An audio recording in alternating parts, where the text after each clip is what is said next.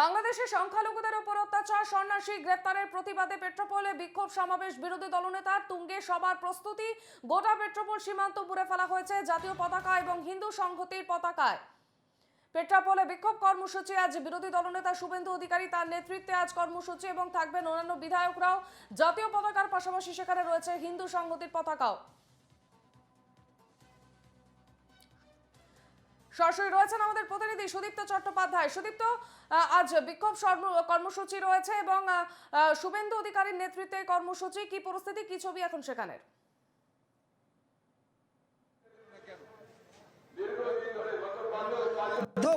বাংলাদেশে ভারতের জাতীয় পতাকার অবমাননা, বাংলাদেশের সংখ্যালঘু হিন্দুদের অত্যাচার, নিপীড়ন এবং ভারত বিদ্বেষ, এই সার্বিক ইস্যুগুলোকে সামনে রেখে প্রতিবাদ সভা, এবং সেই প্রতিবাদ সভা ডেকেছে জাতীয় সনাতনী ঐক্য পরিষদ, যেখানে মূল বক্তা রাজ্যের বিরোধী দলনেতা শুভেন্দু অধিকারী।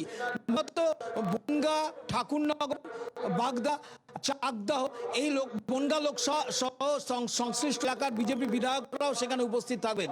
এখানে মূলত ডাক দেওয়া হচ্ছে, বাংলাদেশ যেভাবে ভারত বিদ্বেষ মনোভাব দেখাচ্ছে, সেক্ষেত্রে বাংলাদেশের সঙ্গে ভারতের বাণিজ্যিক সম্পর্ক বয়কট করার একটা আহ্বান জানানো হবে এই সভা থেকে। এবং সেই জন্য বিরোধী দলনেতা শুভেন্দু অধিকারী অরাজনৈতিকভাবে সমস্ত দলকে এই সভায় আহ্বান জানিয়েছেন। কিন্তু মূলত যেটা সমস্যা হয়ে দাঁড়াচ্ছে, যদি এইভাবে ভারত বিদ্বেষ প্রতিবেশী দেশে বাড়তে থাকে এবং তার সঙ্গে যদি এ দেশেও রাজনৈতিক অস্থিরতা বা উত্তাপ বাড়তে থাকে, যে বাণিজ্য বয়কটের দাবি বাড়তে থাকে, তাহলে এখানকার স্থানীয় ব্যবসায়ীরা যথেষ্ট উৎকণ্ঠায় থাকেন। যদিও এর মধ্যেই আমরা দেখেছি যে ইতিমধ্যেই এই যে আমরা দেখতে পাচ্ছি যে ওখানে সৌহার্দ্য অর্থাৎ ভারত বাংলাদেশ বাস পরিষেবা, তার সে বাস কিন্তু বাংলাদেশের দেশে যাচ্ছে। তুমি দেখতে পাচ্ছ হলুদ রঙের বাস দেখাচ্ছে আমার চিত্র সাংবাদিক শুভজিৎ। হলুদ রঙের বাসটা সৌহার্দ্য, যেটা কলকাতা থেকে এসছে, এবার ঢাকা অভিমুখে যাবে। এখন জাস্ট ভারত বাংলাদেশ সীমান্তে একদম জিরো লাইনে দাঁড়াচ্ছে যে বাসটি বাংলাদেশ যাওয়ার জন্য। কিন্তু একরাশ উৎকণ্ঠা বুকে নিয়ে তারা কিন্তু বাংলাদেশের পথে রওনা দিচ্ছেন। ঠিক একইভাবে বাংলাদেশ থেকে এপারে আসছেন যারা, তাদের মধ্যেও কিন্তু অনেক অস্থিরতা আছে। যদিও আমরা জানি যে বাংলাদেশ থেকে এপাশে আসায় যথেষ্ট রেস্ট্রিকশন রয়েছে, কারণ বাংলাদেশ বর্ডার গার্ড বা বিবিজি তারা কিন্তু ওপার থেকে এপারে আসায় তারা নিয়ন্ত্রণ করছেন। আমরা জানি 40 জন ইসকনের সন্ন্যাসীদের তারা আটকে দিয়েছেন, যে সে বাংলাদেশ যারা আইবি বা ডিআইবি গোয়েন্দারা, তারা নাকি তাদের কাছে জানিয়েছে যে এদেরকে এখন ভারতে পাঠানো যাবে না, ফলে তাদের আটকে দেওয়া হচ্ছে। ফলে একটা অস্থির পরিস্থিতি তৈরি হয়েছে। সে অস্থির পরিস্থিতিতে সবচেয়ে বেশি ক্ষতিগ্রস্ত হচ্ছে সীমান্ত বাণিজ্য। আমরা পেট্রাপোল সীমান্তে দাঁড়িয়ে আছি, আমার সাথে স্থানীয় ব্যবসায়ীরা রয়েছেন। কি অবস্থা বাংলাদেশের পরিস্থিতি, তাদের এই সীমান্ত বাণিজ্যের কি অবস্থা দেখছি? খুব খারাপ। এখন আমাদের কোনো ব্যবসা বাণিজ্য নেই। মানি চেঞ্জার যারা আছে তাদের ব্যবসা বাণিজ্য একদম অফ আছে, যেহেতু ওদের থেকে লোক আসছে না এদেশে, সেই জন্য আমাদের ব্যবসা বাণিজ্য একদম অফ। এ পাশ থেকে ও পাশে লোক যাচ্ছে, আমরা দেখ বাস যাচ্ছে ভারতের বাংলাদেশে, বাংলাদেশ থেকে কি লোক আসছে না? খুব কম। যেখানে পার ডে 4 থেকে 5,000 লোক আসতো, এখন 200 লোক আসছে না। বাংলাদেশ থেকে এখন 200 লোকও আসছে না। কিছু লোক মেডিকেল ভিসা যারা খুব অসুস্থ তারা আসছে, কিছু হিন্দু লোক আসছে যারা খুব অত্যাচারিত হয়েছে, এরকম কিছু লোক ব্যাগ বান্ডেল নিয়ে চলে আসছে, এছাড়া কোনো লোক নেই। পেট্রাপোল হলো সবচেয়ে বড় স্থলবন্দর ভারত বাংলাদেশের মধ্যে। সেখানে রাজ্যের বিরোধী দলনেতা তিনিও ডাক দিয়েছেন যে বাংলাদেশের সাথে এই বাণিজ্যিক সম্পর্ক বন্ধ করা হোক, যেভাবে ভারত বিদ্বেষ বাড়ছে। আপনার কি মনে করছেন, তাতে আরও সমস্যা বাড়বে? মনে হয় আমাদের জন্য আরও ক্ষতি হবে তাহলে।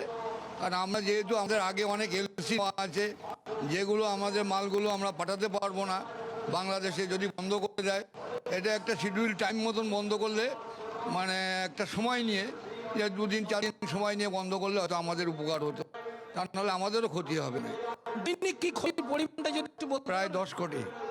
প্রায় 10 কোটি টাকা দৈনিক ক্ষতি আপনাদের এখানে। এটা কি মূলত এজেন্ট বর্ডারে যারা এজেন্ট তাদের, নাকি সমস্ত রকম ব্যবসায়ী? না, সমস্ত রকম না, শুধু এক্সপোর্টে। শুধু এক্সপোর্টে, রপ্তানি রপ্তানির ক্ষেত্রে? আপনি রপ্তানি তুমি শুনেই পেলে, আমদানি রপ্তানির ক্ষেত্রে দৈনিক প্রায় কোটি টাকা ক্ষতি হচ্ছে এই মুহূর্তে যা পরিস্থিতি, এই পরিস্থিতিতে যদি রাজনৈতিক অস্থিরতার কারণে বা রাজনৈতিক দাবি মেনে যদি দ্বিপাক্ষিক এই বাণিজ্য বন্ধের সিদ্ধান্ত হয় বা যে ডাক দিচ্ছেন এই রাজ্যের বিরোধী দলের নেতৃত্বে এই যে রাজনৈতিক প্রতিবাদ সভা থেকে ডাক দেওয়ার হচ্ছে, তাতে কিন্তু আরো বেশি ক্ষতির সম্মুখীন হবেন এরা। তার পাশাপাশি দুই বাংলার মানুষের যাতায়াতেও কিন্তু যথেষ্ট আরো নিয়ন্ত্রণ হবে বা আরো সেটা শিথিল হয়ে পড়বে বলে মনে করা হচ্ছে। ফলে পেট্রাপোল সীমান্ত দেশের বাংলাদেশের মধ্যে সবচেয়ে বড় স্থলবন্দর, সেখানে কিন্তু উৎকণ্ঠা আরো বাড়ছে, আশঙ্কা আরো বাড়ছে। শুধু বাণিজ্যিক ক্ষতি না, স্বাভাবিক জীবনযাপন, দু দেশ সম্পর্কে দুপারের মানুষের যে আত্মীয়তার বন্ধন, সেখানে কিন্তু যথেষ্ট পরিমাণে ছেদ পড়ার আশঙ্কা রয়েছে, যা দিন দিন যা পরিস্থিতি যেভাবে যাচ্ছে। এবং একটাই প্রশ্ন বারবার ঘুরে আসছে যে নোবেল জয়ী অর্থনীতিবিদের যে দেশের রাষ্ট্রপ্রধান হয়েছেন, সেই দেশে শান্তির বদলে অশান্তি যেভাবে দানা বাজছে, তাতে প্রতিবেশ ভারত সবচেয়ে ক্ষতিগ্রস্ত। তার জেরেই দু দেশের সীমান্ত বাণিজ্যে যথেষ্ট নেতিবাচক প্রভাব পড়ছে। বেশ, নজর রাখো সুদীপ্ত, আপাতত ধন্যবাদ।